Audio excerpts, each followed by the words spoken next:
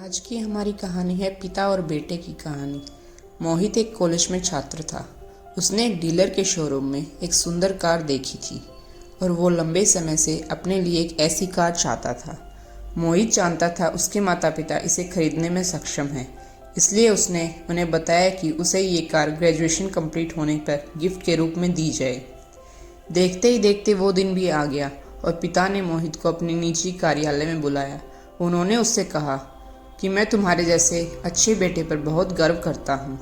उन्होंने उसे बताया कि वह कितना प्यार करते हैं उनसे और उसे एक प्यारा रैपर में लिपटा हुआ उपहार दिया।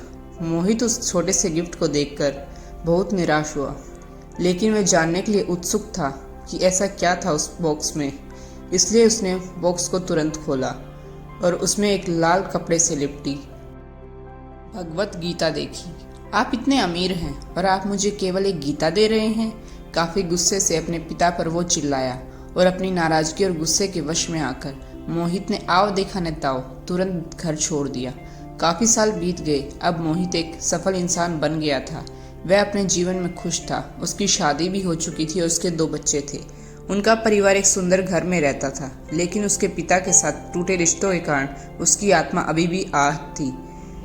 मोहित अपने पिता का घर छोड़ने के बाद कभी उनसे नहीं मिला था। मोहित को उस दिन के बाद अपने पिता को न मिलने का पछतावा हमेशा रहने लगा था, क्योंकि एक दिन उसे पत्र मिला जिसमें उसके पिता के निधन की खबर थी और साथ में बताया गया था कि उन्होंने अपने जीवन भर की पूंजी वसीयतनामा के अनुसार अब मोहित के नाम कर गए हैं। अपने पिता की सारी संपत्ति विरासत में मिली। तब मोहित अपने पिता के घर पहुंचा और कुछ महत्वपूर्ण कागज की तलाश करने लगा और गलती से उसे वही भगवत गीता का उपहार लिपटा हुआ मिला, जिसे देखकर उसे फिर से उदासी का एहसास हुआ। उस गीता को उसने अच्छे से देखा तो उस पर अपने पिता की हैंडराइटिंग में कुछ लिखा पाया।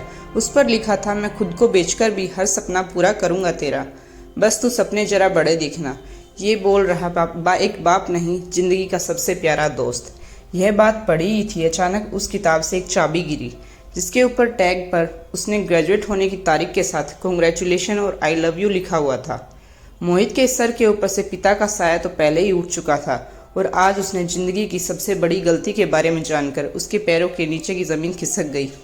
इस दिन मोहित की आंखों और रूह दोनों पछतावे के आंसू रो रही थी। तो दोस्तों, आपको यह कहानी कैसी लगी? अगर अच्छी लगी तो मेरे चैनल को सब्सक्राइब करें, मेरी वीडियो को लाइक करें और शेयर करें।